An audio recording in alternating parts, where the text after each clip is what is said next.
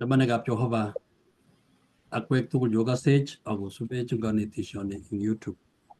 Ko boroindo age ko ne kitocho sikobit kenyoru kaberuret kanetishet nebo bukuit ne tilil ko oretab lesson nekiketestai.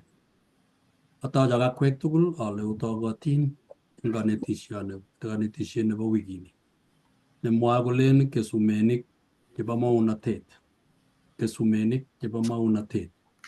Mi kiboitinik chemi kibagenge ami kebeberta ne atou eng kesumenik chebo maunotet ak ami Jumapili nemwoe kole amiu iyokto.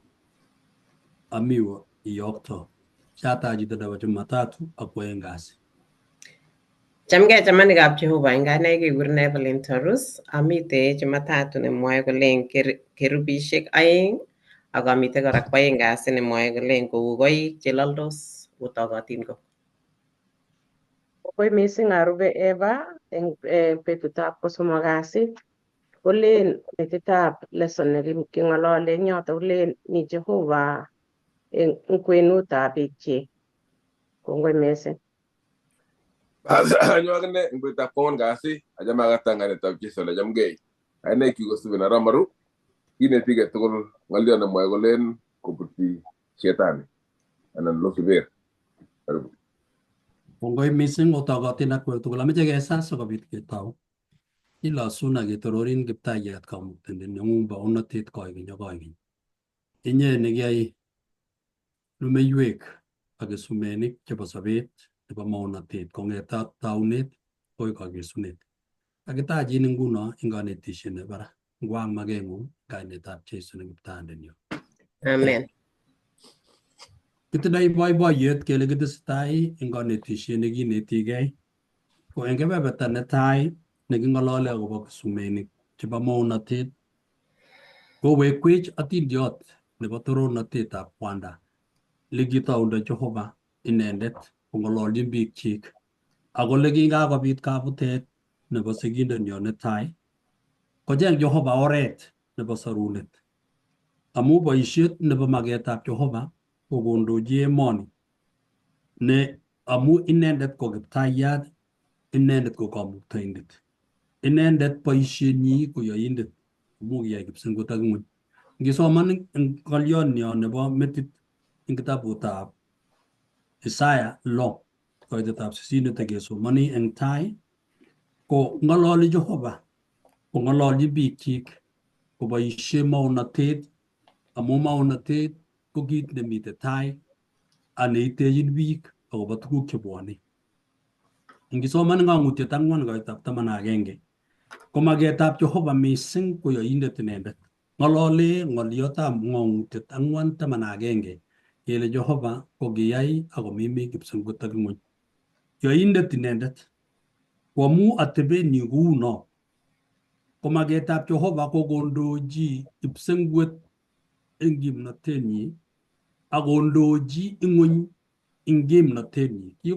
Kikibutyi achek tugul komach komasta atebenyo eng atebetab Jehova ak tilyanditab Jehova. Kocheng'e Jehova kocheng kesumenik chebo lumdaet nebo iman sikobit kowekchech imandanyi ak atebenyi nekitindoi maget eng yaet eng tai. Nyolu kekuye kele Jehova komelen chome tengek ako kimelen kikacham Jehova kobit kiptengekinik. Melen ki magetab Jehova kobut Adam kou ye kokenetkei eng tai. Lakini kikakobut Adam kocheng Jehova korosiot nekokikas eng wikit konye kele kicheng Jehova leimuchi kowek kesumenikchik chekikakobetyo akowek Adam kolumda kowekchigei magenyi amu inendet ko yoindet. Amu mwoe kitabutab Romanik 3:23 kole melektoab tengek ko meet.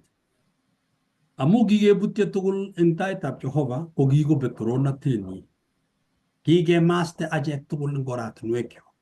Torornatetab Jehova nekiilach Adam kotomo kolel ko kikoistogei. Kikoistogei Jehova eng achek akoi rani. komeche komwoiwech Jehova eng kanetisietab rani kele kingakebutye kobut sigindenyo netai Adam akobutyo koboto lagokchik Kain ak Abel eng korosek chikilen kotokokon kobar ni netupcho kobar Kain kobar Abel kotestai wasetab kei nebo borisiet ak rumisiet akoi rani. Beku chetupcho kobore alake, barekei choronok, barekei biikab kokwet, bororiosiek kotigeni eng bororiet age ak bororiet age ak mionwek anyun chekikokes biik amu tekekto nekikotestai akonirok koet akoit kebeberwek tugul chebo ng'ony ko magetab Jehova ko kowekchech leu torornatenyi.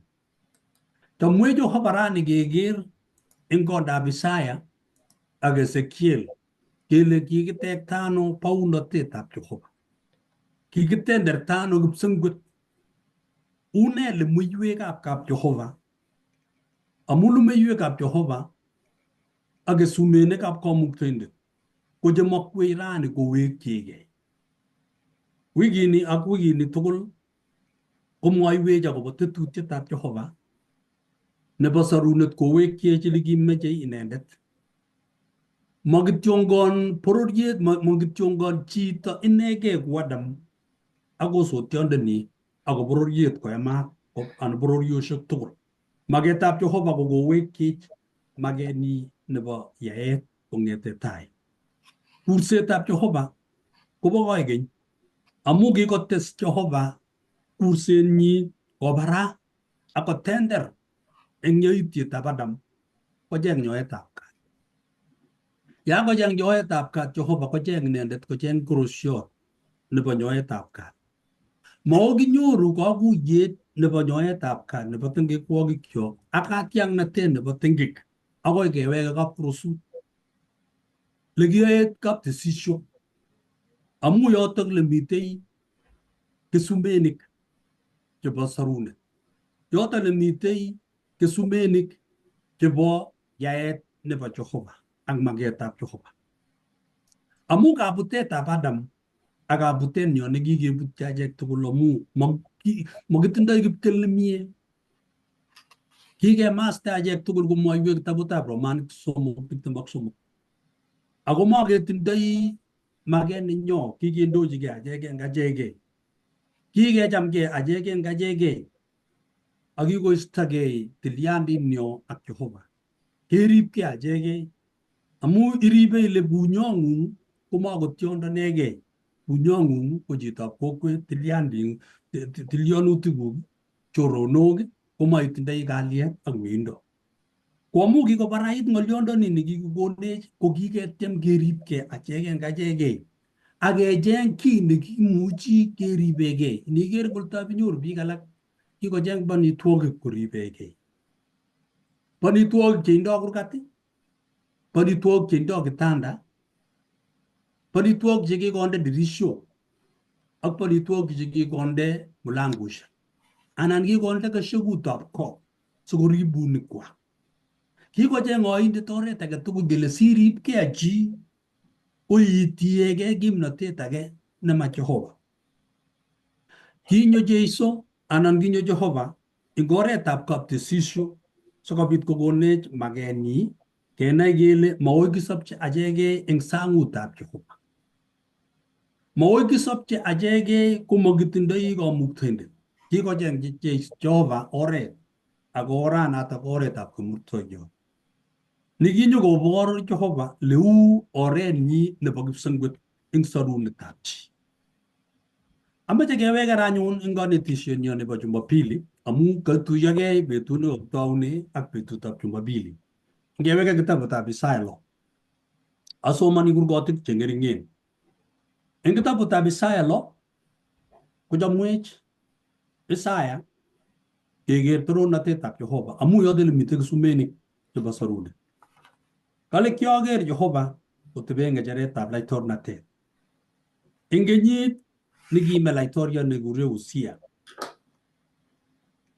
Kale kisutot barak ako toror mising ak kinyik toronatet paunatet ingoitab aeng kale kimite barakunyi serapik chekitinye age tugul kebebaik lo ituge togenyi kebebaik aeng akotuge kelyekchi kebebaik aeng akotarirene kebebaik aeng.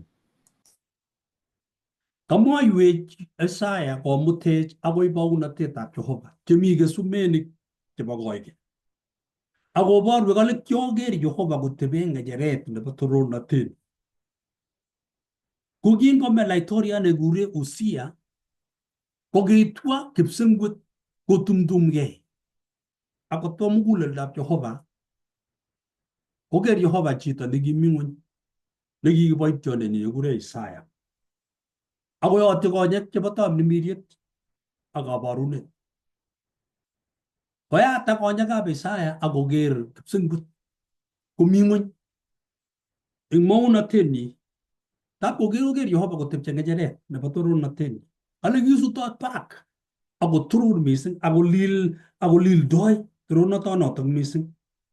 Ako ng'echerenyi nebo toronatet ko kitalil nekimukomuchi koker konyekab mautyo. Tap kolen kosis kotokotoben komie kokiyotyi konyek koker malaikayat nekure serapindet.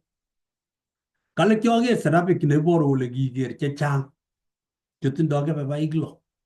Kebebaik aeng kotuge konyekchi. Kebebaik aeng serapindet kotuge kelyek ak nebo somok kotarirene. Neiboru kele imuti baunatet ak ng'echeretab toronatet nebo Jehova. Ko ngitestai isomanat eng koitab somok kale kikure kolen kale kitesetai serapik chemitei ak kebebaikwak ak kitarirene ako kilen tilil Jehova nebo lugoshek nyitat ng'ony komugul toronatenyi. Kang'alal serapik ing kipsengwet chekemuch toronatetab Jehova. Kakonech Jehova pikchait ing kung'otiet keker kele kesumenik ak toronatetab Jehova komakergei ak ng'ony. Komutwech kewege eng konyekab tamirmiriet keker kele Jehova komakergei ak chi. Ako Jehova komakitangoe. Jehova kotindoi sobet nesirei sobet ab chi amu inendet ko yoindet. Ko kingakoker Isaya ng'alechu kale kokas malaikaishek chekai serapik chekai chetindoi kebebaik lo. Makanye koker inendet eng toronatenyi kotuch konyekwak. Konyekwak ko ker kelyek simatelels kotoi kelyek eng toronatetab kwanda neiboru kele angot kotililen malaikaishechu ko lilindab Jehova kotoror mising kosir angot serapik icheket. Kong'et serapichu kosungukani anan komuti toronatetab ng'echeretab laitornatet. Ako ng'alek cheng'ololi kityo ko ng'oliot agenge. Tilil, tilil, tilil. Kingakokasich Isaya ng'alechu kale kotumtumgei tugotukik chebo kurget eng keet neo nebo twekunet neo. Akale kinyi kotab kamuktoindet toronatenyi iyeto. Na ile nguno tesetai Isaya kekokere kakitaune korok kemut. Koker Jehova kotepche ng'echeretab toronatenyi yete komi kimnene koker serapik. Yete kotesetai kokas ng'alek cheng'ololi serapik kolen tilil tilil tilil. Yebata notok koker hekalut kai kotumtumgei. Akale ki potan nebo kwong'ut tugatukik chebo kurgotik. Eng potanet nenyigis. Yebata kakobit kunotok kale konyi iyeto. Ingen konyi iyeto. Konyi iyeto mi iyeto nelel ako mi iyeto netui. Ko iyeto nekinye hekalut komakingen kele iyeto nekiune amu tole iyetab Jehova kekere kotoror mising ako tilil. Yete komi kokasech Isaya ng'alechu ko kito nekibit kale kibit cheet neo mising nekikas kong'ete hekalut kai. Tap koit kaitetab mut kowach. akas le kangalal dan yung gigas ngale jini ko gi mwangin Bible le banande kale kya wach ole kung gisoman ng Kiingereza kung gumawa ko le waka nigi wach nende ko gi wach waka kapsa no borogin ako le ibuo engane yani girirege yani gigere saya ipogero kole anga mami ko boisien ngoliot ne kesupke kole kale kiwach ak kiawach ale ibuo engane ko ngisoman kalenji kotindoi ngoliot akelen alama ya kushangaa iwendi kitobot korok ile kalia korogen muguleldanyi eng korogenet nekiorogen Isaya muguleldanyi komwa kole eng mwisho koboisie Kiingereza ngoliot nelen I am undone eng kutitab Kalenjin komwa kole kangemake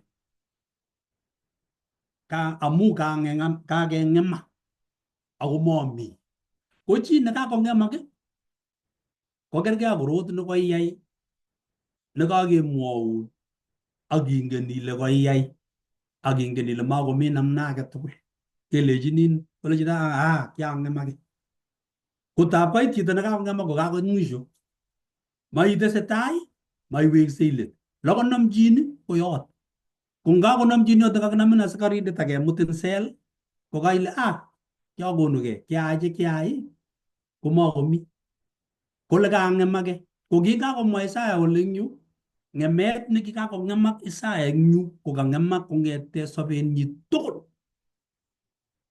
kingakomwa ngalechu tugul kala chito netinye kutit nemurwon ngemet ni akamenye kwenutab biik chemurwonen eng kutuswek akakoker konyekyuk laitoriat Jehova nebo Lugosho kala anyo kongete kongololi Isaya komwoe statement nenyinet tesetai kolen kotokokaikai amu kakongemak kala atepche kwenutab biik kutinyu komurwon sobenyu yani kang'any nguno tikiktonyi ingen lele yakakotinyin Jehova kong kit nakocham iunye namengen biik ing'onye kutit akile po ngamwa bikyok makenit age betut age komwa kala kaker laitoriat kaker Jehova nebo Lugoshek yetyo kong'ololi koterren jo kale koterren jo malaikaiya serafik chekai nikitindoi ng'etetiot nelolei ng'etetiondo nelolei kale konyo akonyo konam kutit kai nekamurwon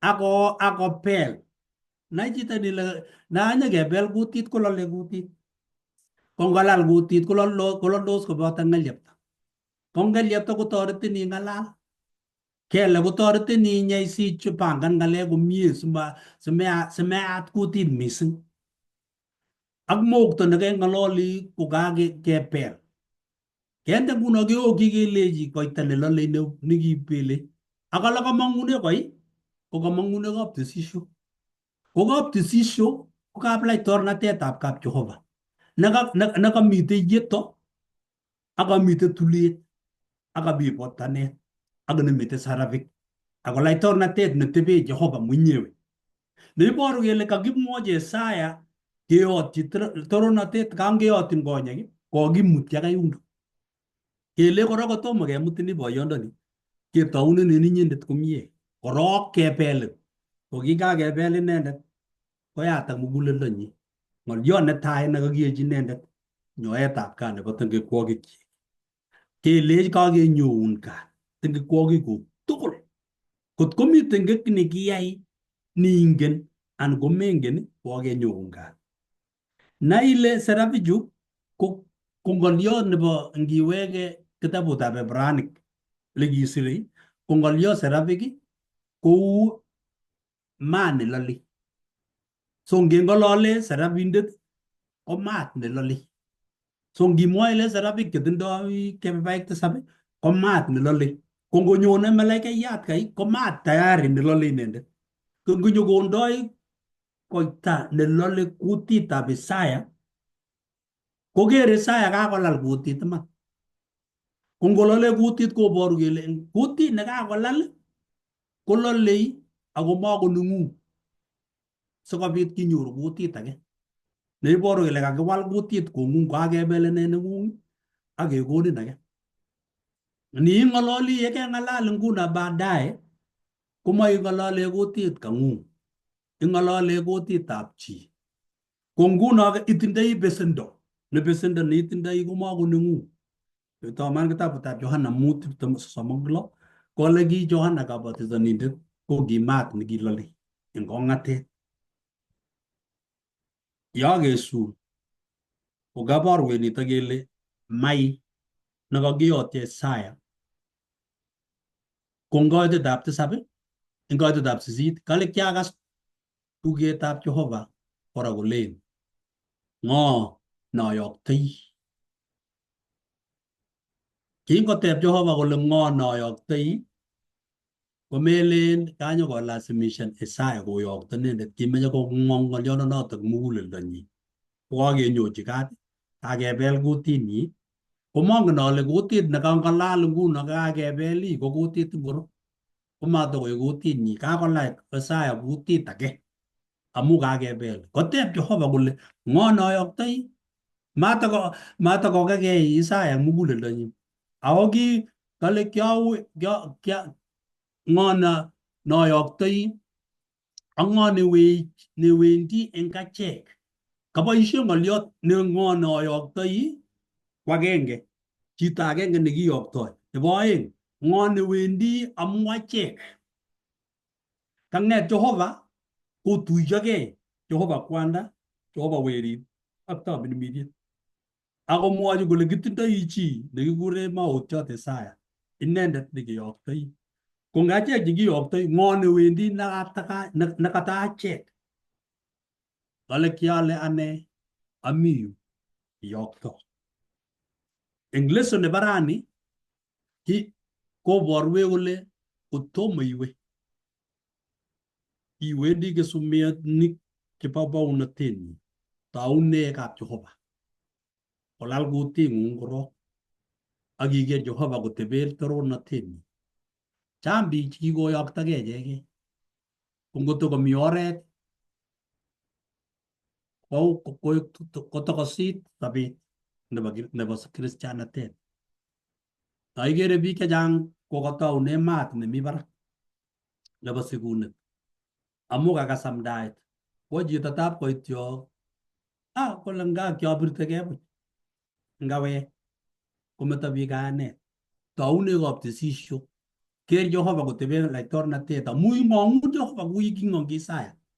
Nebo let kolechini Jehova ayoktoi ng'o, ileche ami yu amu makoneng'ung kutit kai akobunchi inendet amu inendet ko yoindet. Tos mi chi netesei? Kongoi ngatach kiboityo nerubei. Kongoi pasta eng taunet kaisisin komie akaimwa nekit kaitar kebeberta nenyunet. Amite kwaeng kasi, mwae kwaeng kasi kolen kerubisiek 2. Kingen achek tugul atindiot nekikesoman mising eng Bible kele kingokakeyai kap Adam ak Hawa akinde kabungutab Eden, ko kitinye communication neking'ololdos ak Jehova toget eng toget. Kimite ak malaikaisiek, kienjoyeni tuguk tugul anan kiboibochin tuguk tugul, yautik tugul chekiakwa Jehova chekimi kabungutab Eden chekibo kwong'ut ak lilindo ak kororonindo nekimi kap Eden nekiboibochin mising. Kikas eng yoto kele kinde kakobit tengek ko kibesio kap Adam ak Jehova. Kingonyo Jehova konyone kolen nyokovisiten eng betut nekinyonjin chekibwonjin inendet amu kinde roktoni ak malaikaisiek. Ko kingoit ko kakounygei Adam kolenji komwochi kolenji kaunygei amu kamukomuchi eng kebernatet tugul amu tengekto nekakwai ko kimukomuchi kotokoro Jehova, kimukomuchi, kiibesio tengek. Kikas eng yoto kele kinde kakobesio tengek Adam ak Jehovah ko kiyon kingokakwai kunotok ko kinyo Jehovah konyor kokakounyekei ko kiyon Jehovah Adam komanda eng kabungutab Eden. Kikakitororchi icheket kabungunotok kwam logoek ak koro tiong'ik ak koboibochi tuguk chekimi yotok. Lakini kingokakobit bistoet ko kinyo Jehovah akoon icheket komanda eng kabungutab Eden. Kisomoni eng kitabutab Taunet 3:15 komwae notok kolen andoi bunyondit kwenung'ung inye ndaret ak kwondo ak kwenutab iyoteng'ung ak iyotenyi tue inendet meting'ung ak isuse akinye kwariandenyi.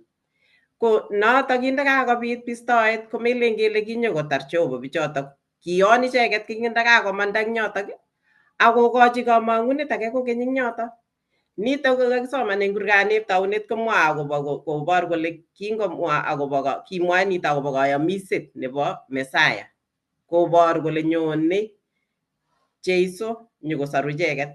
Ng'olyot iyotetab kwondo koboru akobo mochokoronik chekimi eng tai. Kobor kole kimakeeliminateni Adam at that point amu kikakwai tengek. Kobor kole kimi mochokoronik chekimi eng tai yo, kobor kole Jehovah ko kitinye nyoetab kat nekinyochi kat icheket atikosich Adam kokeny kamang'unet nekimwa akobo Jeiso konyone Messiah asikobit konyokosor icheket kora.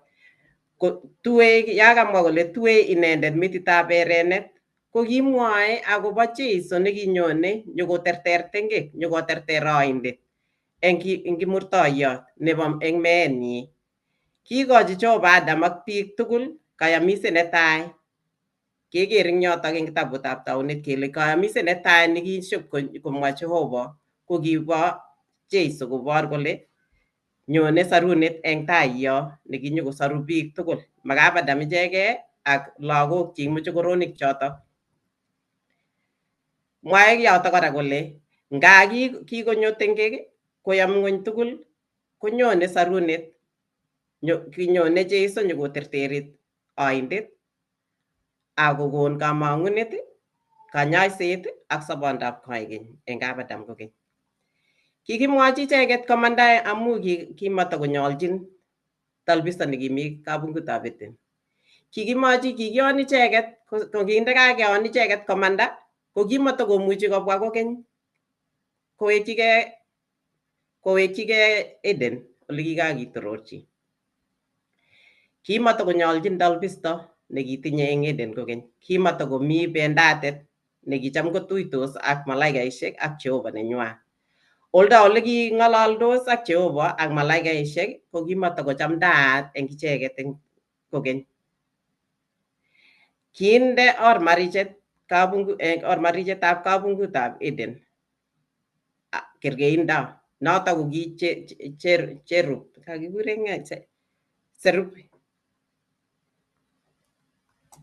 kerubik. Ko kikinde kerubik asikoek kergeindo eng yotok kurget asikobit korib Adam matakoingian kokeny kobwa koingian kabungutab Eden. Keker eng yotok kele kitinye lilindo amu kakimwa kele chotok ki serubik oeng chekitinye kebebaik. Ko kikinde eng yotok singoro ko kimukorib ko kiribe chotok kurgetab Eden simamanda simapkwam kakile ki eng yotok kong'ete yotok ko kimatakotuitos chito ak Jehovah kokeny. Amu kibor eng yotok kele kimuchi kingoingian orit ko kiibwoti Jehovah kole imuch ipkwam logoiyat asikosop koikeny, asikonyor nyalilda nebo koikeny. Ngesoman eng kitabutab Komong'u 25 kaitit 18 komwae kolen iyoe kora kerubishek oeng eng dhahabu chekitonyi eng tabanwek oeng chebo kerbetab rirenet. Angen ale otinye lesson, eng biik che otinye lesson omuchi oro that simple no ale tos okere nitoni. Ko notok koboru akobo kerubik aeng. Matau komie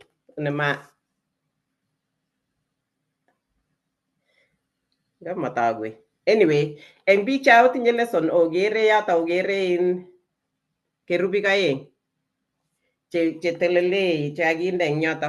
Ko kakile kikinde that symbol ko kikinde yotok ko kateb sirindet kole kine boisietab kerubik aeng. Thank you. Orana kakobar Mr. Maru. Abwati ale ogere orana. Ogere malaikaisiek aeng chetinye kebebaik.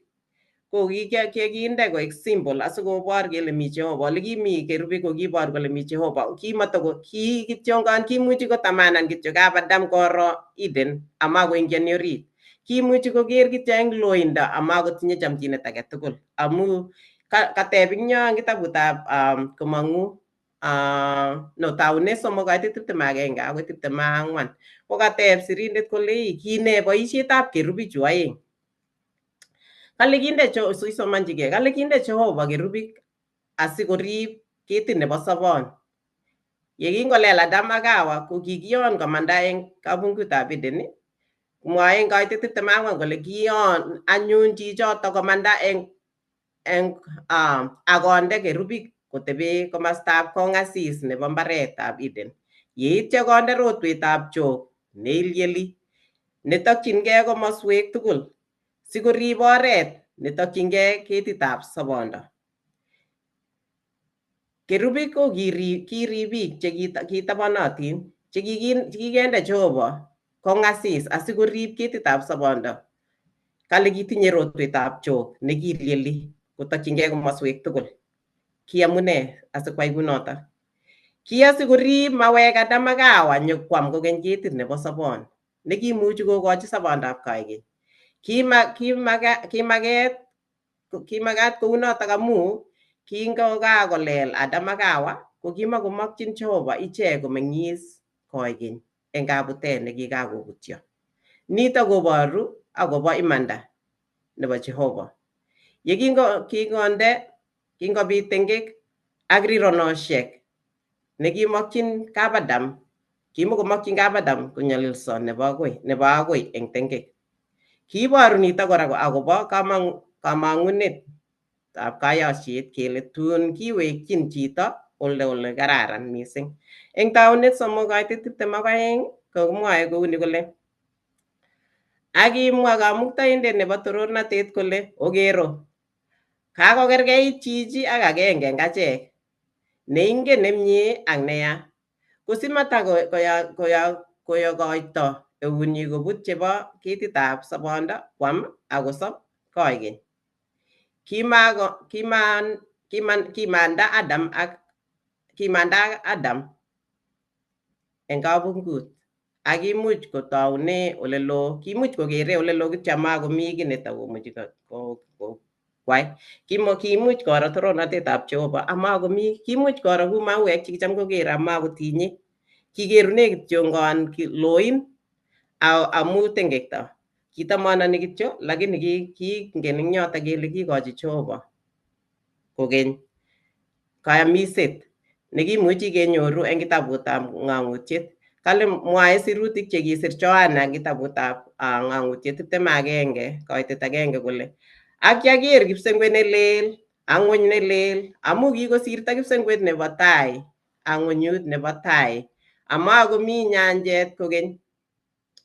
Kokamwa eng yoto kotes kora komwa Ellen G. White eng yoto eng kitabutab Patriarchs and Prophets pejisiek 62 kole tun kituru ng'onyut kokeny nekararan kosir noto kokakelelesonchi komie makou kokeny Eden nekicham kotamanani kokeny lakini tun kiyoe kora tun bitu ng'onyut nelel. Ngesoman Bible koborwech kole kerubik ko kiiti kele kimi Jehova yoto. Ole kikakinde kerubik ko kimi Jehova yoto. Kikere kele kimi ng'atutik 10 amesa tebe Pastor Nyalile koelesanwech eng yoto akobo kerubik. Mwawech Pastor Nyalile kidogo akobo kerubik choto aeng kwa ufupi tu. Amesa sikona Liliana Ashian.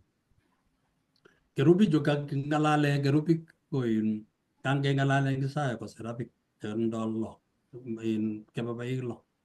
Kotanyi tin kita buta ni ngalali eva sorry. Male ogere o. Mamigi. Rana, Mato. yes. Yes. Tagug dogo. Kigere, yes. Okay. So kerubi indet ingere ingwelu tap tron na tap kap Jehovah. Ko gon kityo rendo amu magiyor bi jena kararan. Kung giger ko kebepchet kimasi ko yuni ko mitro na tap kwana. Ingiwe ekalut ko giyo kityo ne ekalut kanyilaeng. Ingla po na ga pisra nigila Jehovah ingta buta kumang tikta mamut ko tap sisi. Agoti ko litili kap krusut so kabita min kwenu. Kumwaji Jehovah ligitek toy ke baishe emaite au gi baishe tugu tigi mi betu joto. Engek ekalut ne gijob ko gi mi sangu to lin gi job ke ko to ka pros ligi tutos kipte kyot aktesi. Ko gi wege be batani gi jo noeng ke be batana ta ko gi gure litili ke be batana boy ko gi gure litili misin. Ko letilil ko gitindo tukuk somok gitindo meset ni gitindo magatinik tamadagayen igijam ge wale inkla sabat amu gi bor gule Jehovah ko gigaste it laoga Israel tamadagayen ko magatinik ko gijam ge wale in sabata tukul so ko lelit mu gule lwe kwa gitindo ko tai shekta sap jigi kimo ko mi betud ne muji ko stage lap ke yet engoletili ngiwa yago gimi meset ni gibele nyam duti tabiwe komi mait ne gager ko istoe kebe betane boletili simegir boletili missing tabi boletili missing ko yemi anyun meset ni gibarire net ingwenu ta mesane ko gimi ngatutik tamanu mainget ni giba ngatutik taman ngatutik taman ko gimi ko ngejele belen ngatutik angwan ang ngatutik lo ko taman akikiker kimugutong kumi kerubi ju ayeng tigimi eutap tai ag eutap katam aganam ke babai kwa ko torchi yutak parirenet ni mesen parirenet aktoro note tap Jehovah inguriti tap galut eng sangulin ko gimitoro note tap Jehovah ne giter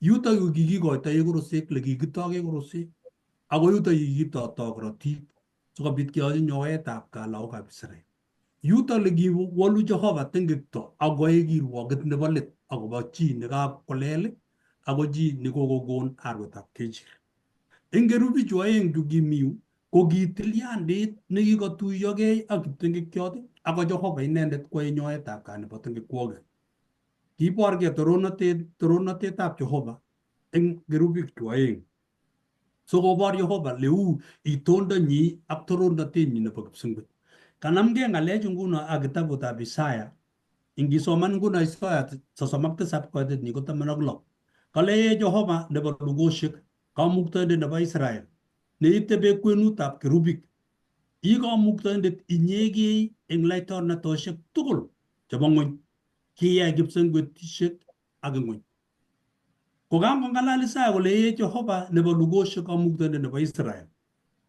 ne ite be kwenu tap kerubik ne kwere lem kwenu tap kerubik ju aeng ju kumi Jehovah yo yuta ye wolu Jehovah ko jinyoye tap kat kiptengi kyot ni ko koito kurushot arwet ap kejir ako ega inge mai kikyoe boisioni kowendi tisinde konyil agenge ing kenyit ing arawet ap tisab ing tarikishek chebo taman chekingen ing lagokab Israel ing kalenda nenywanet kele tarik taman ing arawet ap tisab kokoitoi tisindet korotik chebo arwet chebo tesim amu kikikoito tesimik oeng agenge ko kikindo sang nekikure Azazel nekangeyochi biik nyoetab kat eng olin kaketilar eng ng'ororiet likitesimyet nyekeyochi nyoetab kat biik chun eng olin bo sang Ko boisiet nekitesetai eng yu ko kiboru Jehova kole mi Jehova kwenutab biik ako inendet ko kamuktoindet katebe kwenutab kerubik oeng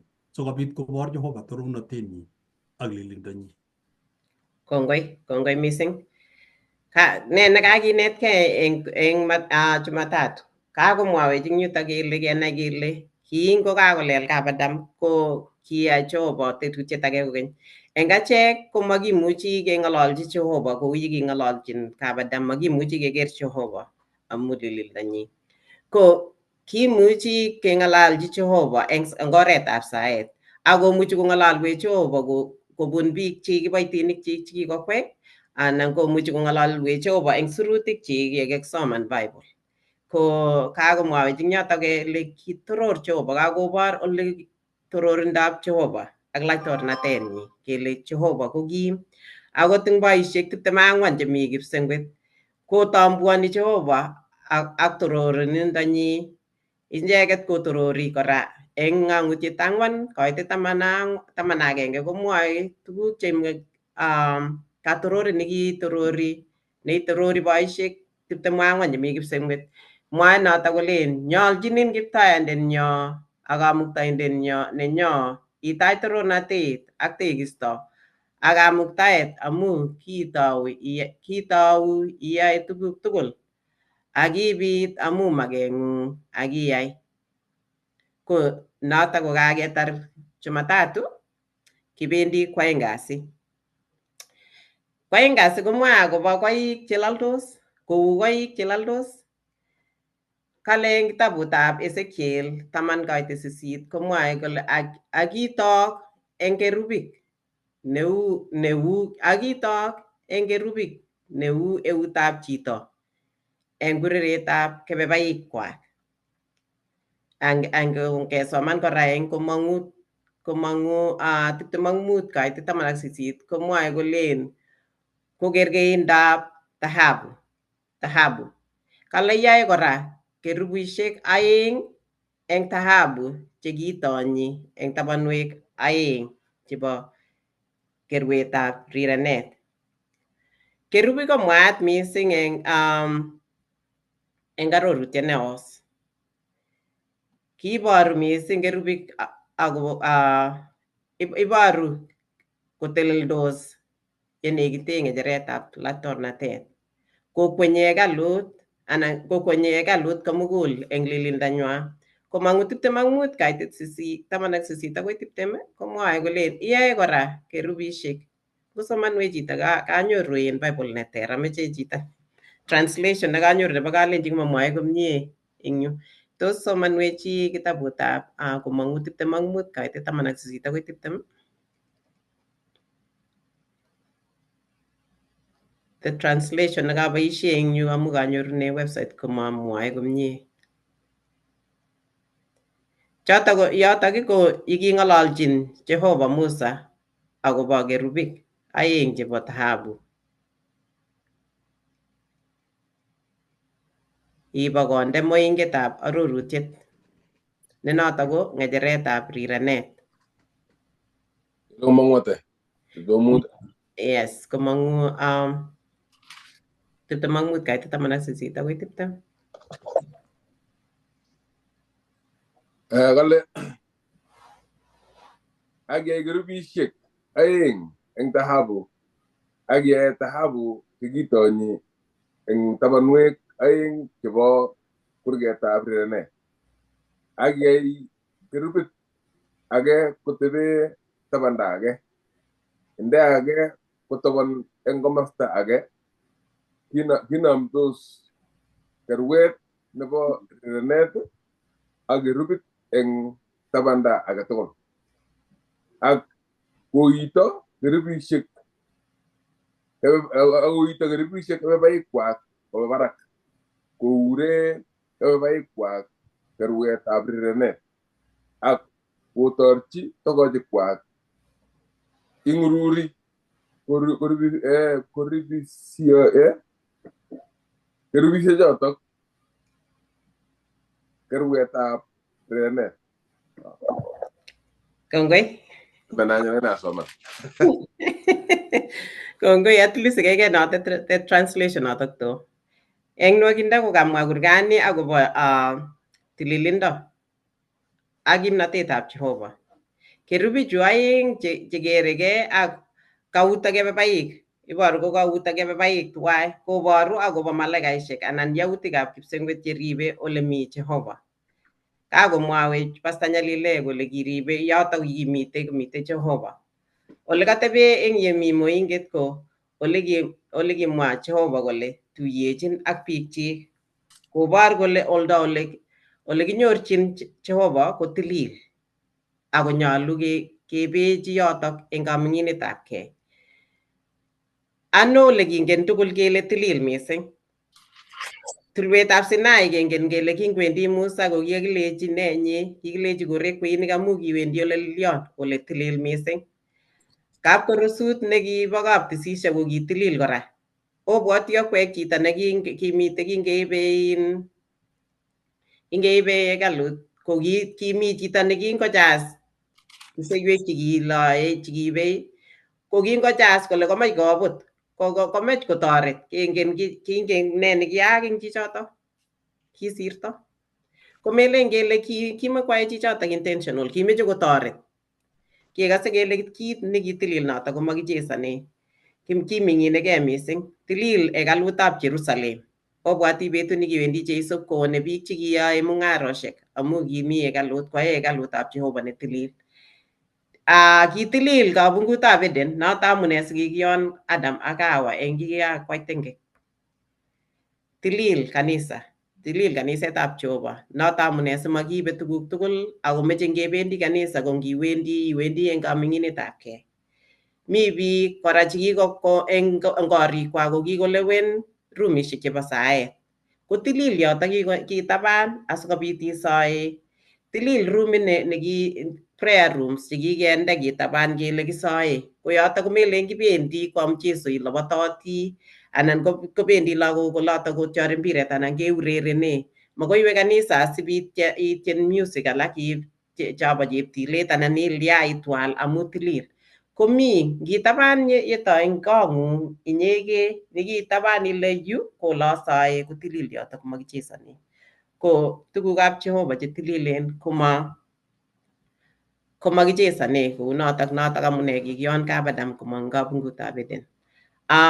Kateb sirindet eng kitabutab Ezekiel, kateb sirindet kole ne Ezekiel 1:4-14 kale ne tuguk chekergei cheimuchi inyoru kokesoman kokesoman kurgotichu Isaya 6:1-6 ak ng'ang'utiet 4:1-14. Kosisomanchigei amu kakwo kasarta neo ko kameche amwa kityo nwakindo ale ne nekikiro Ezekiel ne nekikiborchi maotichu. Eng Ezekiel 1:4-14 ko kikiborchi Ezekiel kit nebo kwong'et. Kikiborchi inendet tiong'ik 4 chekitinye kergeindo. Kale kiro tiong'ik 4 ak age tugul ko kitinye togochik 4. Eng choto ko kiro chito, ng'etundo, eito ak kipsichit. Ak kitinye kebebaik ak kebebaik ko kiibu kalyet ak maat. Ko eng kitabutab Isaiah 6 komwae kole kiro serapik chekitinye kebebaik 6 ako kimuti Kiptayat. Ko eng ng'ang'utiet ko kikero Joana tiong'ik chekitinye kebebaik 6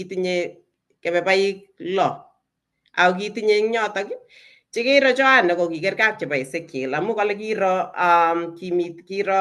ng'etundo, eito, chito ak kipsichit. Ko eng chutok kale kitinye tugul ko somok ko kiboru ko kitinye kimnatet ako kitinye kebebaik.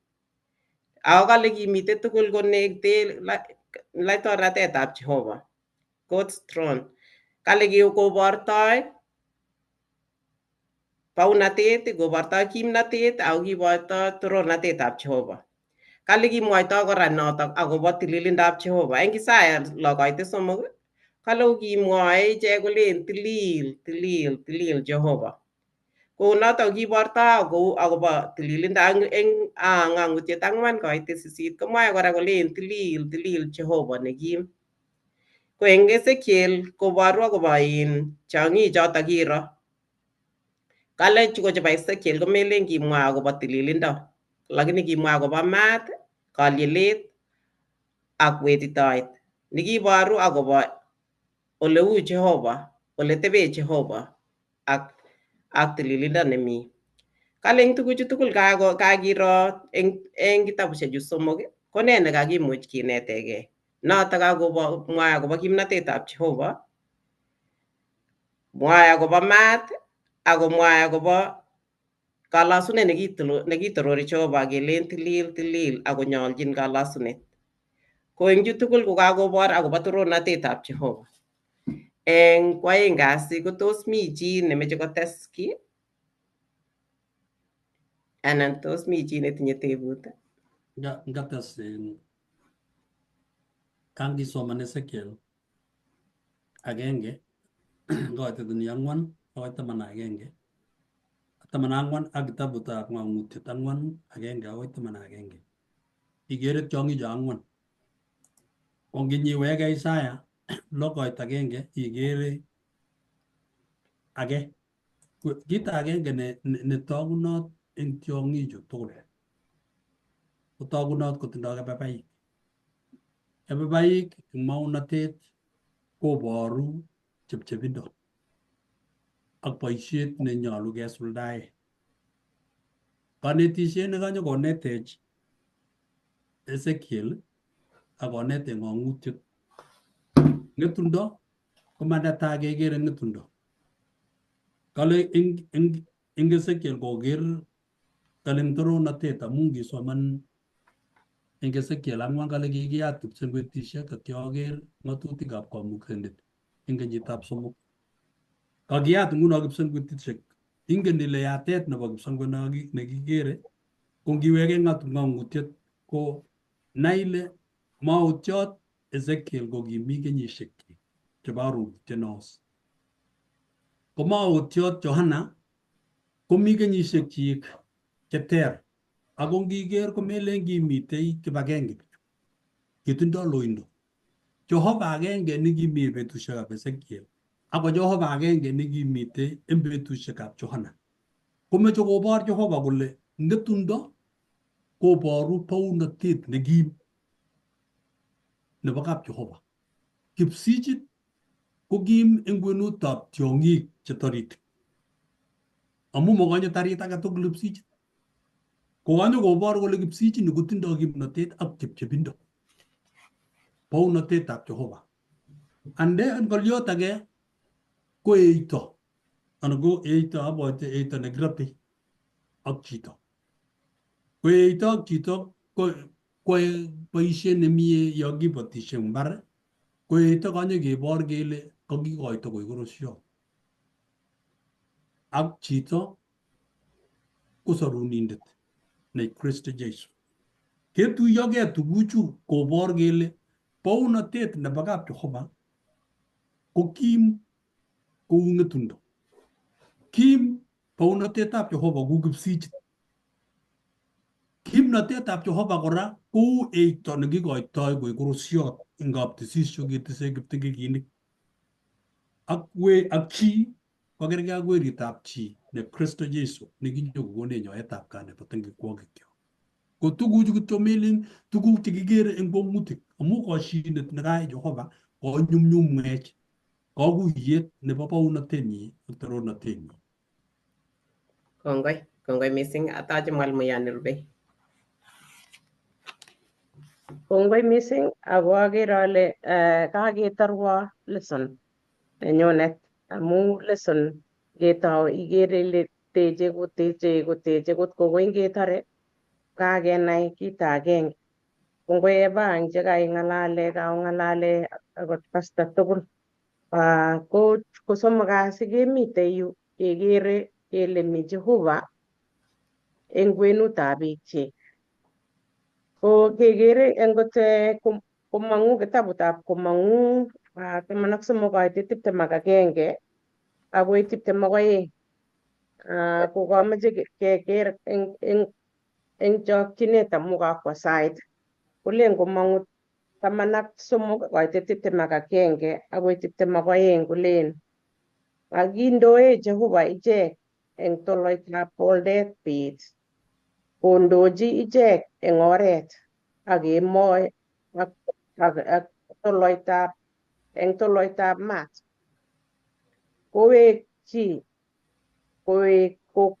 Kokweng'chi sikobit komuch koba bet ak kemboi.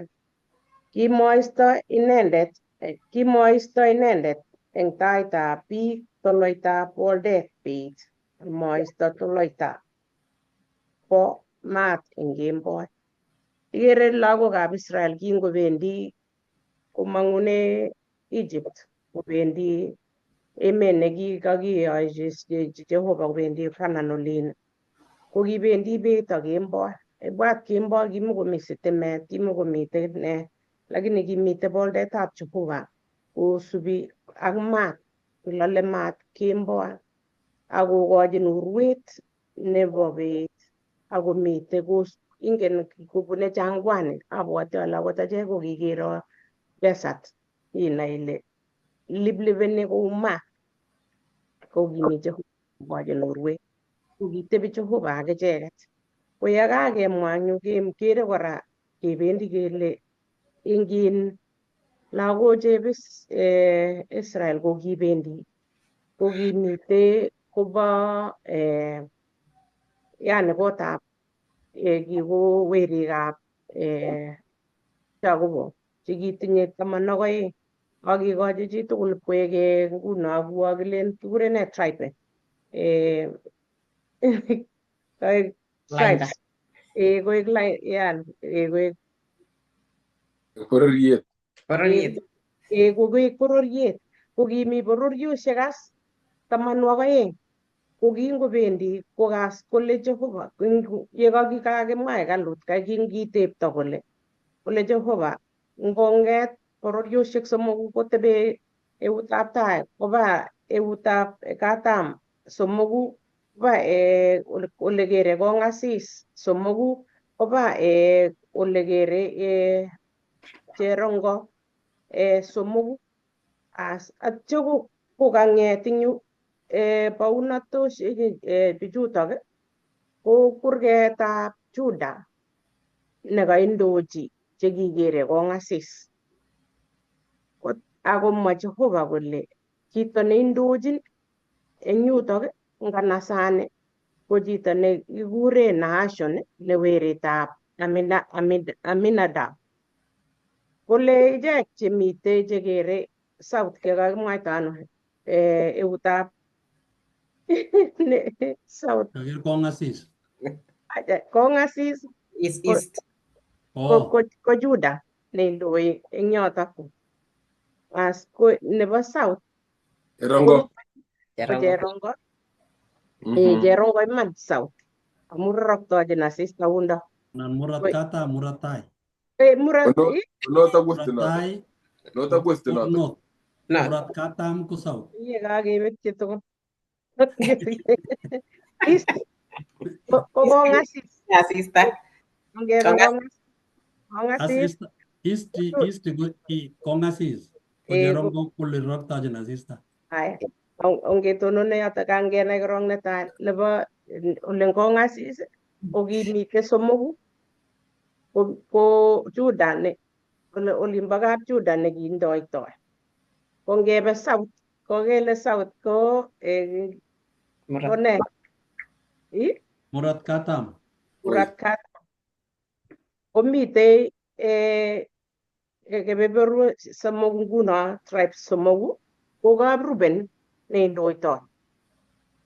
Ako ngap Ruben komwa Jehova kole neindoitoi eng yutok kekure Elizur weritab kapsheda neindoitoi eng yotok. Keba west ko ole kakimwa kele Cherongo.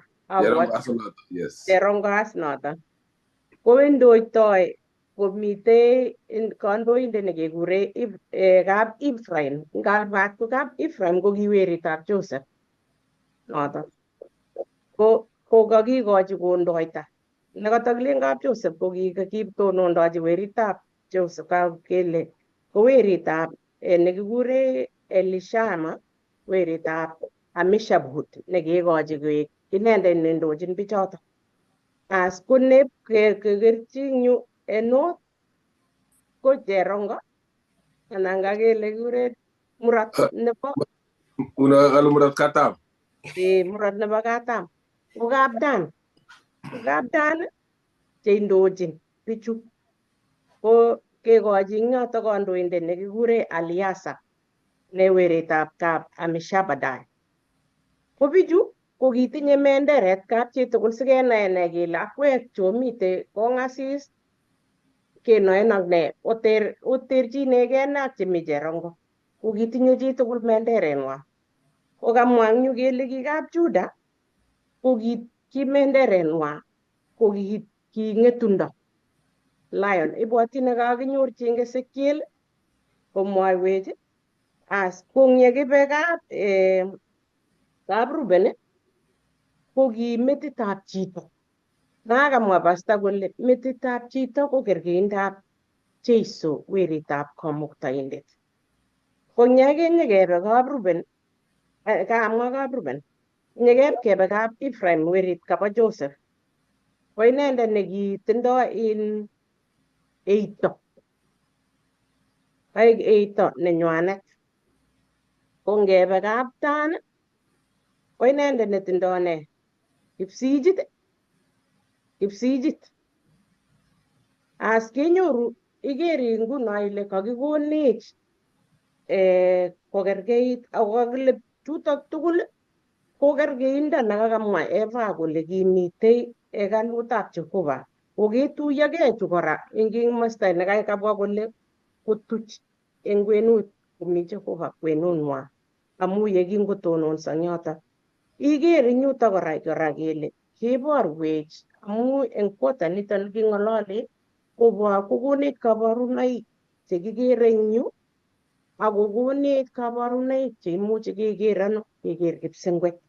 Iker ile akot eng kipsengwet kou notok amu mitei katisisio, mitei kokeborwech eng yutok chutachu kakile tonondos kokere akolen kararan tilil Jehova. Ko ikere ile kakiborwech kele mi Jehova koboto biik. Mi Jehova kong'ete atkinye akoi rani. Ko nguno achek eng yu sikomi Jehova ak achek ko sikelya asikobit kewalake amu mwoe kitabutab Zaburi 140 akoi koite 12 akoi 13. Meche keng'alale eng yotok kisir si ing'et isoman eng yotok 140 koite 12 ak 13 kolen ne? Kolen kale angen ale toreti Jehova ng'alekab nekinyalili ak kit nenyolchin inendet nemabanani. Iman ikochin kongoi kaineng'ung biik chebo imanda. Menyei taing'ung chelititen. Ko kakonech kele ilitit oreng'ung asikobit kotebi Jehova eng kwenunyo. Ko eng yu ko kewalake asikobit keker nyonunet nenyone Jehova. Kale eng yu ng'ang'utiet 21 koite 22 koborwech kambit nenyone nebo Jerusalem nelel.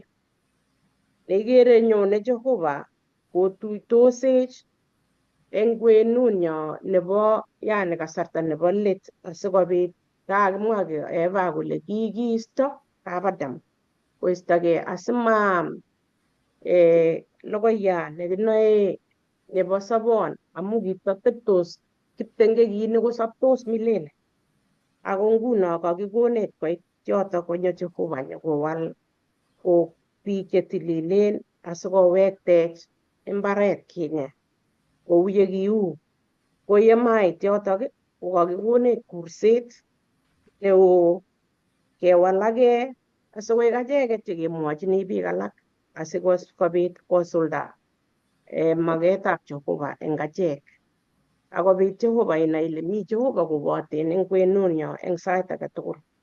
Asitun kobit ketien haleluya. Amache akochi mwalimuinik sikoteshi asikobit konyokonam mwalimuiyot nerube. Atoche ak mwalimuinik oteshi. Anget ale kakwo sait. Amache ingen kakararan msingi nekakinyoru ko keteshi sisoman chito. Amasikeeku nekikose kityo mache isoman akile tos komwa mwalimuinichu kolen nee iman yuto. Akere ale kurgoti komite ako kemwoe kele mite lesson eng kanisetab Seventh Day Adventist nemuche otuye tugul kibagenge asong'alale onyon lesson. Mite kiyai Jehova kokonech kou yekere kipangan Jehova ko akot eng kanisetab Seventh Day Adventist komi saishek chebo Sabbath school chekuno kakokas yukobe eng sainoto saa 3 mising saa 3 nekakotoi lesson akoi saa 4 omi yoto. So ng'alale kibagenge tugul ak isoman Bible ng'ung asikobit kenai. Kongoi atoche mwalimu nerube. Kotomo konyo mwalimuiyot Lilian, kamek chamwong chokchindo. Ingen ile in keet nebo lagokab Israel kosubkei ak mbaret komite emet nekakokochi Jehova. Kongepcheune kong'asis ne East ak murot katam kakipcheune 4 lagokab Israel. Kokakepcheune 4 lagokab Israel, ingen lagokab Israel ko 12 lagokab Jacob. Kongepcheune 4 ko kot age tugul ko kiib tiondo. Kabikose nguno kalenjin kolen tiondo ng'wong ko ngoro. Ko tiondo nguno nebo kapchi mi biikab Kibois. Komi chebo Kipsijit.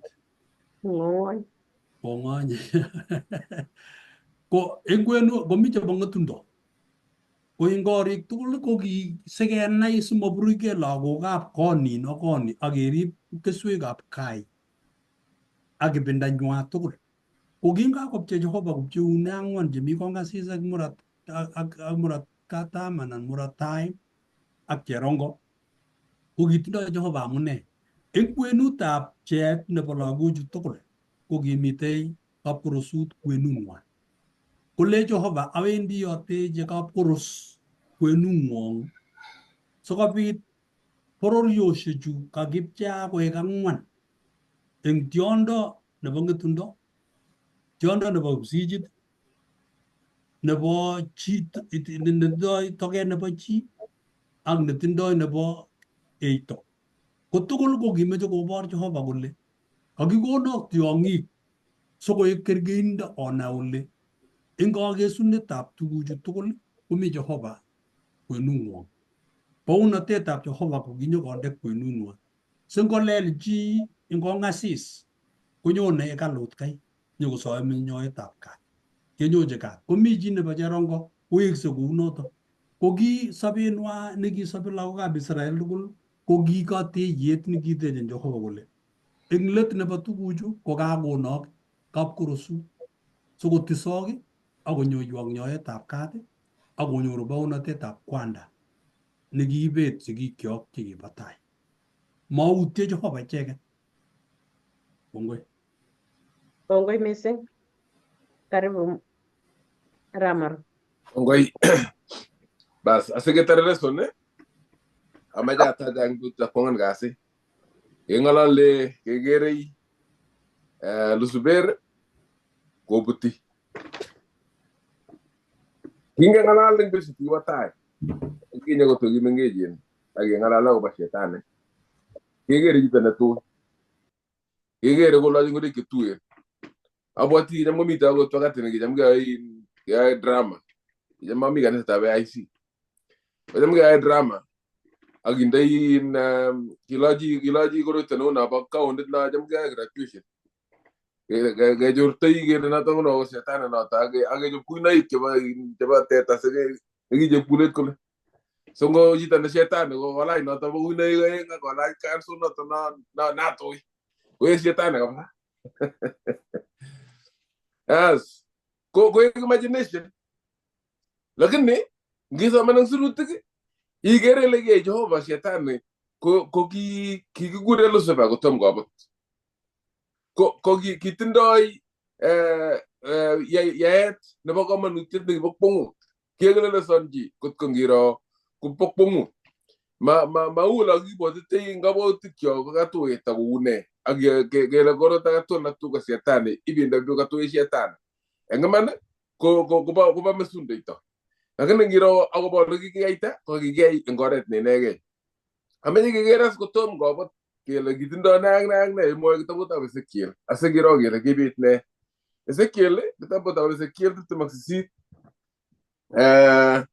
tutmaxisi ko si so man diga magi mo diga so man tokol so chang ale ki ngala le ko shetane la me ja taw ne tamana genge tutmaxisi tamana genge kala gi nyon jago ngal ya tab Jehova ko lenjo e weri tab ci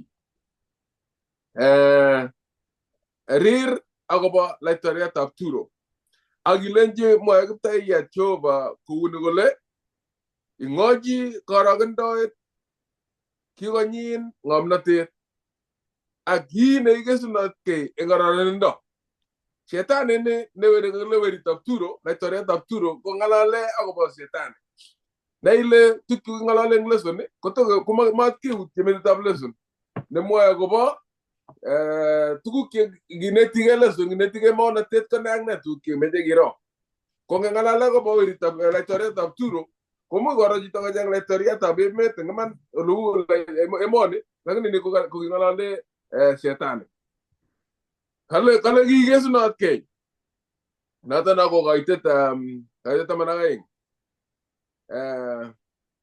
kale ak ine gesu na ke en gi gesu na ke ngararendo kale gi mi barata eden kimi eden barata kamuktaindet kale gi tuge gaita aga tol no baga manutiet gaita sartio tabasio agialome perulo saori chapisi sapire samuradko ak pareget ak tabo kera oi ki tuge ga setan ki ma tom ge gure setan gi lo se ba yan ne ko mi gusam ko tu ki tuge ga tu ki boko manu ti boko mu ko ba ta tabo kala gi mit oringu po iseta sukuti shik chemenge jen agundura rushik ki job chotok eng betut de gi taw ke ay gingalalen yo ago yo bale tyo iro le gu goran dab setan imeje gi tungani na ngi abaro golle kimi kala gi job chotok eng betut de gi taw ke ay ko bar golle kaga setan go ya utit sama ko ti ji go yo setan go gi bit tyo ngana la ndog ne te gusir Jehova no wagi yege setan ko ya utit ta ngani ge Jehova ango ko jitu kutul jo ko la san jo lo ki ko jitu de ngala le te gilil doy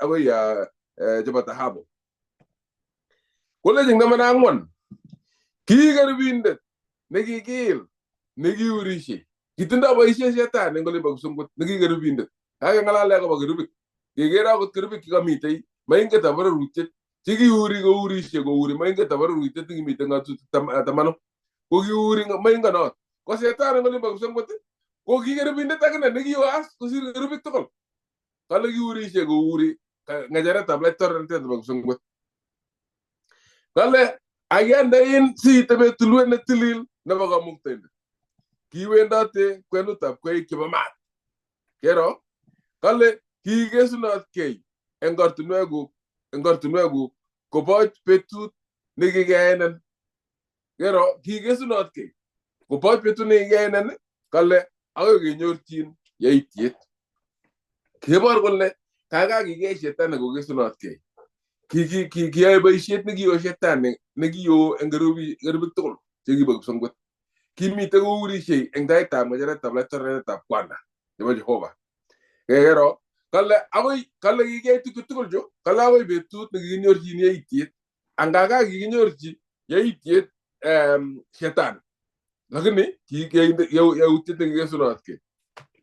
Kong'ep kenyorchi yaitiet anyun shetani ni, kobit ng'oliot eng kitabutab Ng'ang'utiet 12 kaitenyi ko 7.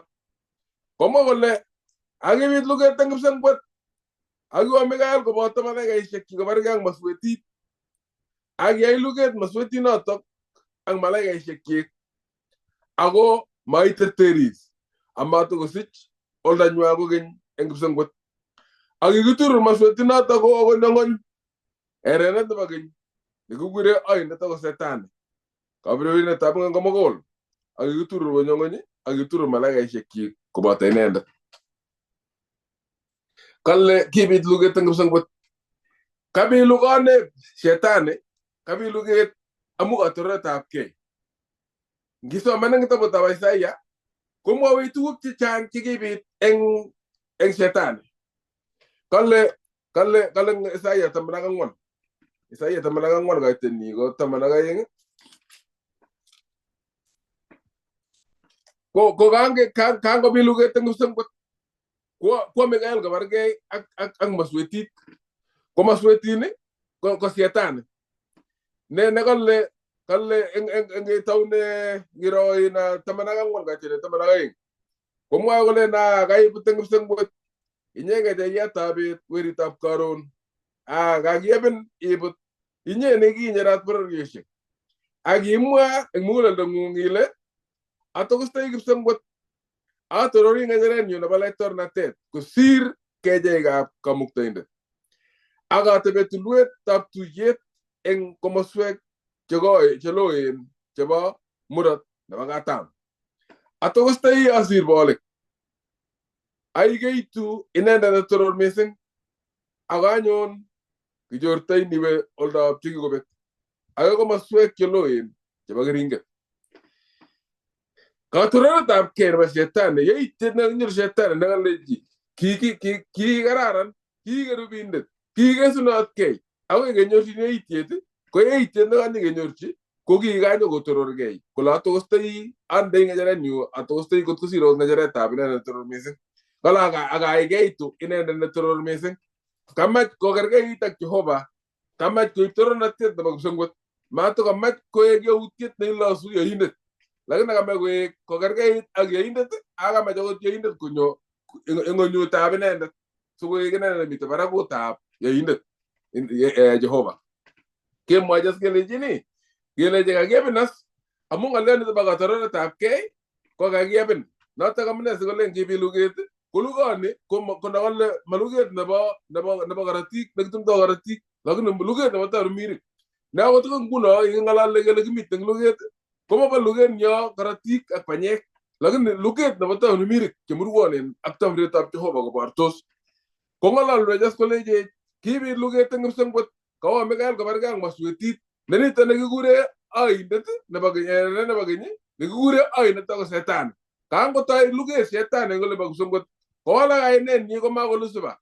Kewal kainenyi kekure shetani, kekure katamindet, kekure ereret nebo keny, ak keturur konyo emoni. Kale akiturur koboto malaikaisiek chik akine.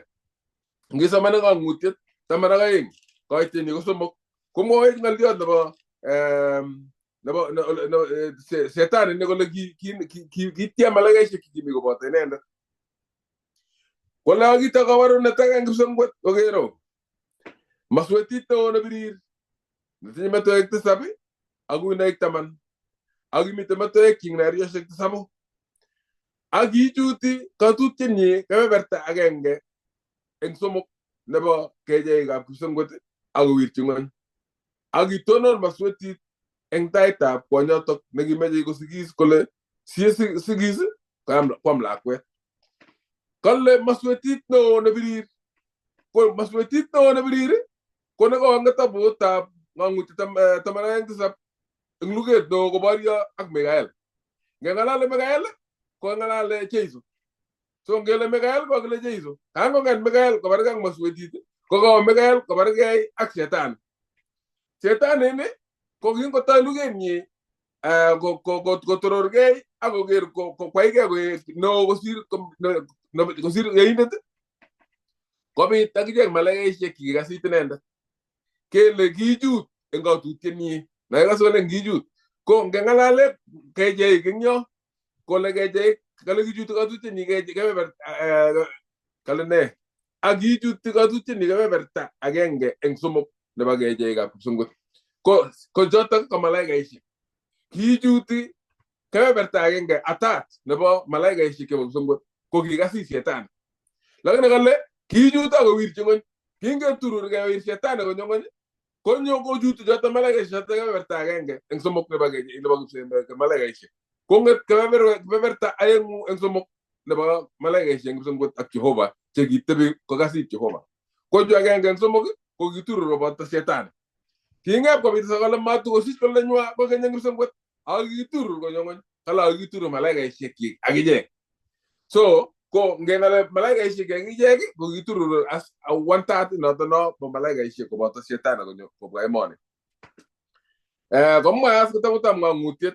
tamana ga nga tini so mo ngap ke turu ga tini tamana ga ko ma as ko le na ta ganyo no ba ito kwek sungut tishek aga kwek yo menyo loto puo ago bangon anyanjet amu ga go jor tige aindo ko nyolomi ko nyene na tet no amu ngen go letinye betishek che ngering kityo ke go na sta tare engaje ki menyo ngon kele ka go but ketane aga ge turur mat ko ko nyol danyo ngip sungut aga ge turur nyolomi tengon aga ge turur ko batamale ga shekki ingen go le kala ibo nga kwek amu kan nyoko bari na nguno ko ngol tinda be sike ngeringen inet ke kita genge ngno gindo kele jige kinga ko be luge tengep sungut ako bi tengek to ke na gele ke bitune tengek sungut ko jita ne kita utengek to ko mu gi bitune ri tam setan kinga ko bi ngalion tan ni ko nyor setan piki gi mu go chut temala ga sejata ke ago mas maiter teri lugen wana gitem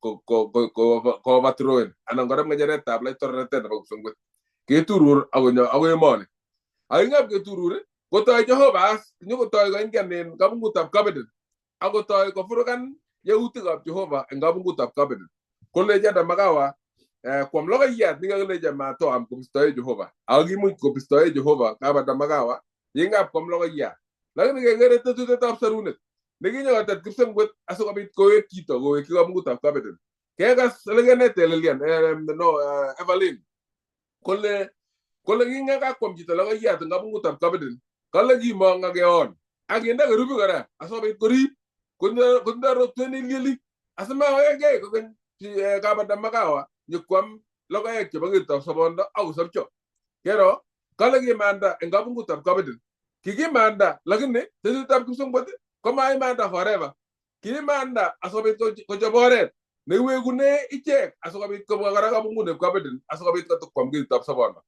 lagne setan ne gi manda kuma ko mita tu tenne tigi wegu ko gen lagne ne ne sungut ko manda setan ga go but aga jo ko program yeuti ga Jehova ngure da wasista kalle kuma ko tindo kan ngure tindo be sik ngeringen nget persi ngering asobe tige sobe ni agi ge soba to jo malaga sheki engbe tu te ba armageddon kalle gi ge age rank ga mad da ga kilalos yiges kay sobeta setane ak malaga sheki ak tenge ginik ko bota tenge to kala gi wega nyum jito ki we ki ka bungu tab kabeden ku yegi wen da ko bi tarabik ana garubik ka ge tagi ribe ka bungu tab kabeden agro to tab chogi ke istanye ni je agale jo jamji la ga Jehova ko bo mbare tab kabeden asabi kom la ga ya ta so bonda ago sabcha ago tubi ago talbi sa Jehova ga yi na ta to te ba sungut ko ngate ka botet ago sarunet ago ge wiki ga sabonda age tubi ba ta Jehova dos mi jidete sei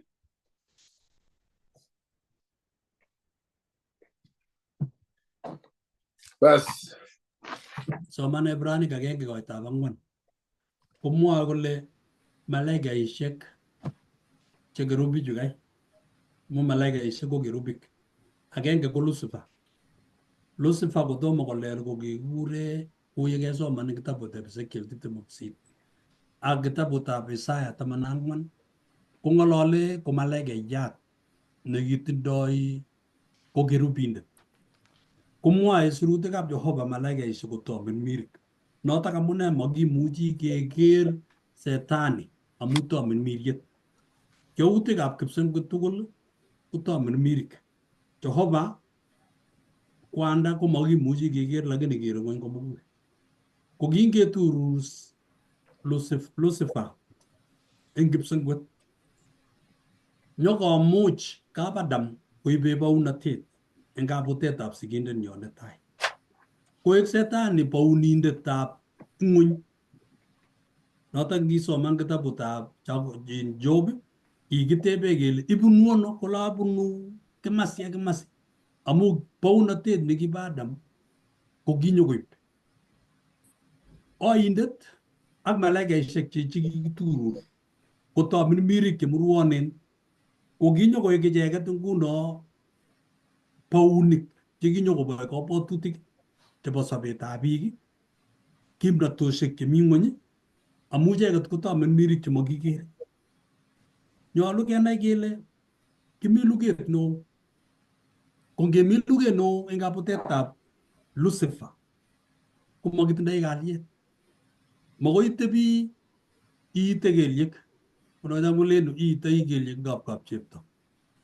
Emoni ko makoi iite kelyek kou yo tala oindet amu kikoib baunatet. Kikorebenech baunatet eng sigikchok. Kimite otwognatetab tengek. Eng otwognatetab tengek ko kergei kele kimi korkoret kou sel. Eng sel kometindoi katiaget imande. Amitwogik chekiame iame amitwogik cheinyolili ko kiketebe emoni ak urwet.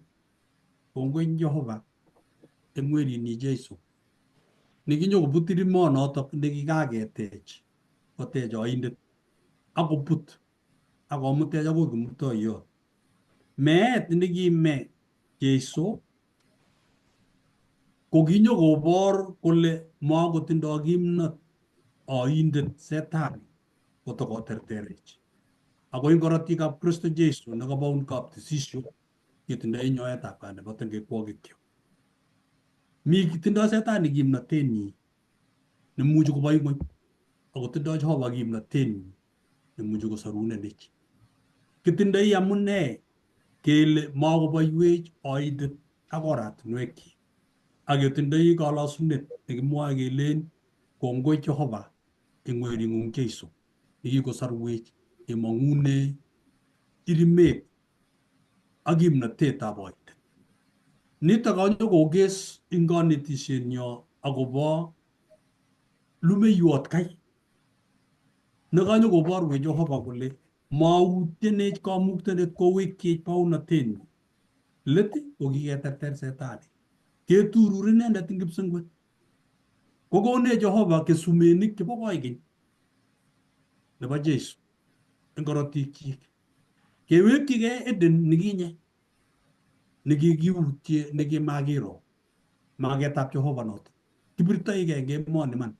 Beku biik chechang choronokyo ak tilyonutikyo amu boisietab oindet kobirech akonyalilech eng emoni.